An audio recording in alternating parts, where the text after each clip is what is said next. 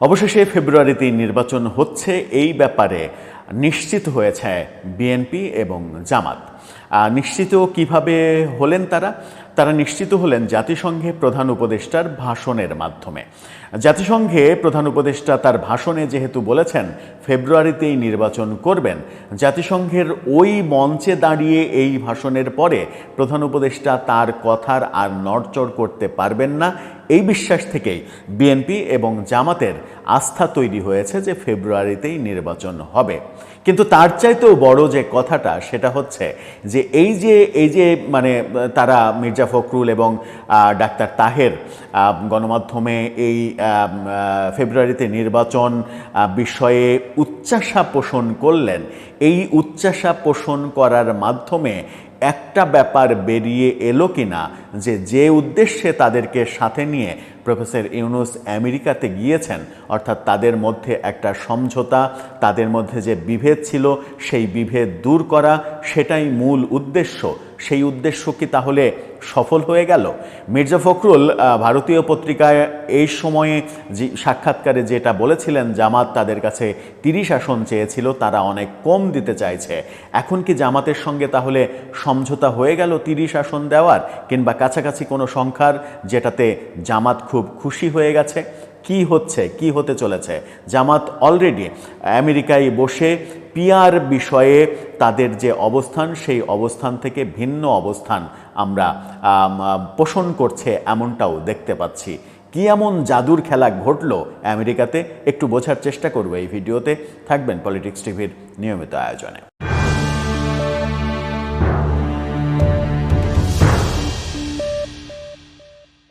দর্শক, বলছিলাম আমেরিকাতে একটা জাদুর খেলা হয়ে গেছে। বিএনপি এবং জামাতের সম্ভবত সমঝোতা হয়ে গেছে, তেমনটাই বিএনপি জামাতের নেতার কথার মাধ্যমে মোটামুটি বোঝা গেছে। তারা নিশ্চিত এখন ফেব্রুয়ারিতে নির্বাচন হবে। জাতিসংঘে প্রধান উপদেষ্টার ভাষণের মাধ্যমে তারা নিশ্চিত হয়েছেন, সেটা তারা প্রকাশও করে ফেলেছেন। বাংলাদেশে এনসিপির নেতারা যখন বিএনপিকে দোষারোপ করছে যে বিএনপির চাপে, মানে সরাসরি তো নাম বলছে না, কেউ কেউ হয়তো বলছে দলের থেকে সরাসরি নাম বলা হচ্ছে না, কিন্তু ইনডাইরেক্টলি বলা হচ্ছে যে বড় একটা দলের চাপে নির্বাচন কমিশন তাদেরকে শাপলা প্রতীক দিচ্ছে না, এবং শাপলা প্রতীক না দিলে তারা কি করবে, মাঠের আন্দোলনে যাবে নাকি আইনি মোকাবেলায় যাবে, বিভিন্ন ধরনের কথা বলছে। শাপলা প্রতীক পাওয়ার জন্য তারা বিভিন্ন উদাহরণ দিচ্ছে, যে সুপ্রিম কোর্টের লোগো হচ্ছে দাঁড়িপাল্লা, সেটা জামাতের প্রতীক, সেটা নিয়ে জামাত ভোট করেছে, সরকার গঠন করেছে বিএনপির সঙ্গে, তাহলে সেটা তারা পারলো কেন? সেটার খুব সহজ উত্তর যে আওয়ামী লীগ সরকারের আমলে সুপ্রিম কোর্টের সেই রেফারেন্সটাই ছিল যে সুপ্রিম কোর্টের প্রতীক কোনো দলের প্রতীক হতে পারে না, সেই কারণে জামাতের প্রতীক দাঁড়িপাল্লা নির্বাচন কমিশনের প্রতীকের লিস্ট থেকে তুলে দেওয়া হয়েছিল। সেটা এই সরকার এসে আবারও নিয়ে এসেছে, দাঁড়িপাল্লা প্রতীক তারা তাদের লিস্টে নিয়ে এসেছে এবং জামাতকে তারা দাঁড়িপাল্লা প্রতীক দিয়েছে। সুতরাং সেই দায় যদি থাকে তাহলে সেই দায়টা এই সরকারের, প্রফেসর ইউনূস সরকারের উপরে বর্তায়। আবার তারা বলছে যে বাংলাদেশের জাতীয় লোগো হিসেবে শাপলাকে দেয়া হচ্ছে না, যে অজুহাত, সেই অজুহাত ধোপে টেকে না। কারণ যে বাংলাদেশ সরকারের, বাংলাদেশের নির্বাচন কমিশনে ঈগল প্রতীক আছে, ঈগল তো বাংলাদেশ বিমান বাহিনীর প্রতীক। আবার বলছে যে বাংলাদেশের যে জাতীয় প্রতীক সেখানে ধানের শীষ রয়েছে, ধানের শীষ তো বিএনপির প্রতীক, সেখানে তারা রয়েছে, তারা তো আর এক জেএসডির প্রতীক। সেই উদাহরণগুলো দিয়ে তারা বলছে যে যদি ধানের শীষ, তারা, ঈগল এগুলো যদি প্রতীক হতে পারে, যদি জাতীয় ফুল কাঁঠাল প্রতীক হতে পারে, বাঘ প্রতীক হতে পারে, তাহলে কেন শাপলা প্রতীক হবে না, সেরকম কথা বলছে। আবার নাগরিক ঐক্য যে শাপলা চেয়েছিল সেটা তারা এখন মানে এনসিপিকে শাপলা দিলে তারাও আপত্তি করবে না, সে কথাও বলা হচ্ছে। যাই হোক, দেশে যখন এই কর্মকাণ্ড চলছে তখন বিদেশের মাটিতে মির্জা ফখরুল যেটা বললেন তার শিরোনামটা দেখে নিতে পারেন। তিনি বললেন ফেব্রুয়ারিতে নির্বাচন নিয়ে আর কোনো সংশয় নেই। তার মানে তিনি নিশ্চিত হয়েছেন জাতিসংঘে প্রধান উপদেষ্টার ভাষণের মাধ্যমে। আবার ডাক্তার তাহের তিনি মজার তথ্য দিয়েছেন। আমেরিকাতে বসে তিনি বলেছেন, তাকে নিয়েও নিউজ 24 একটা শিরোনাম করেছে, সেখানে তিনি বলছেন যে আমরা ফেব্রুয়ারিতে নির্বাচনের প্রস্তুতি নিচ্ছি। তার মানে জামাত ফেব্রুয়ারিতে নির্বাচন করছে, তার মানে হচ্ছে যে তারা পিআর পদ্ধতির যে দাবি, সেই দাবি থেকে আস্তে করে সরে এসেছে। তার মানে আমেরিকায় বসে একটা সমঝোতা হয়েছে। গণমাধ্যম কি বলছে একটু জেনে নি, তারপরে সমঝোতাটা কি হলো একটু বোঝার চেষ্টা করব। মির্জা ফখরুল ইসলাম আলমগীর বলেছেন, নির্বাচন নিয়ে জাতিসংঘে প্রধান উপদেষ্টার বক্তব্য যথেষ্ট জোরালো ছিল।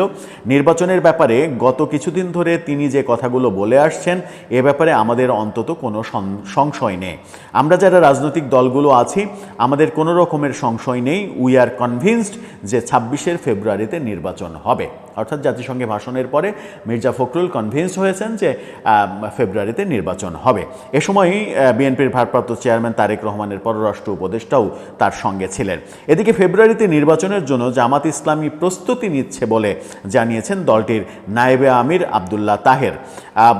নিউ ইয়র্কের ম্যানহাটনের গ্র্যান্ড হায়াত হোটেলে সাংবাদিকদের সঙ্গে আলাপকালে তিনি এই কথা বলেছেন। ফেব্রুয়ারিতে নির্বাচনের বিষয়ে সাংবাদিকদের প্রশ্নের জবাবে তিনি বলেন, ফেব্রুয়ারিতে নির্বাচনের একটি সম্ভাব্য তারিখ ঘোষণা করা হয়েছে। আমরা সবাই এর সঙ্গে একমত। আমরাও ফেব্রুয়ারিতে নির্বাচনের প্রস্তুতি নিচ্ছি। তার মানে পিআরের যে আন্দোলন, সেই পিআরের আন্দোলনের গণেশটা উল্টে গেছে। যদিও তাহের জুলাই সনদ বাস্তবায়নের কথা বলেছেন, সেটাও যে সেই গণেশটাও যে উল্টে যাবে, জুলাই সনদের যে সাংবিধানিক বাস্তবতা রয়েছে সেটা যে সংবিধানের মাধ্যমে সংসদেই তুলতে হবে, সেটাও যে মেনে নেবে, এটা এখন পরিষ্কার। তার মানে জামাত এবং বিএনপির একটা সমঝোতা আমেরিকাতে গিয়ে হয়ে গেছে।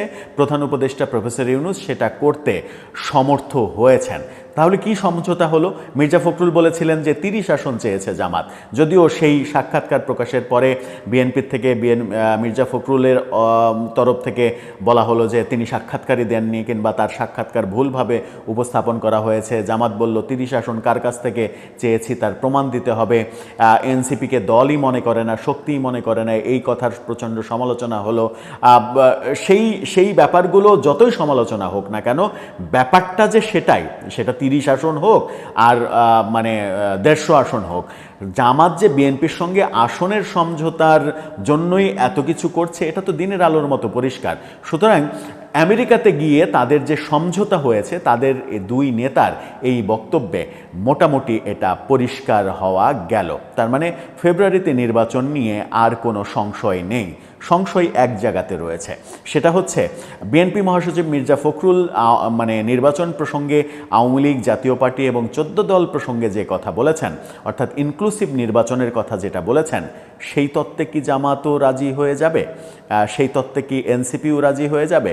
জামাত কি বাস্তবতা বুঝতে শিখবে যে ইনক্লুসিভ নির্বাচন যদি না হয়, আপনি শেখ হাসিনার বিচার করেন, ঠিক আছে, কিন্তু আওয়ামী লীগ দল হিসেবে আপনি তো তাদেরকে ফেলে দিতে পারেন না। যেখানে ফেলে দিলেও 30% জনসমর্থন এই দেশে রয়েছে, তাদেরকে বাদ দিয়ে নির্বাচন করলে আওয়ামী লীগের মতোই বিএনপিকে বাদ দিয়ে নির্বাচন করা যে অগ্রহণযোগ্য হয়েছিল, একই অবস্থা হবে। সুতরাং এরপরে সরকারে যারাই যাক, তারা সরকার চালাতে পারবে না 5 বছর, এটা মোটামুটি মোটা দাগে বলে দেয়া যায়। আর সেই রিস্ক বিএনপি নিতে চাইবে না।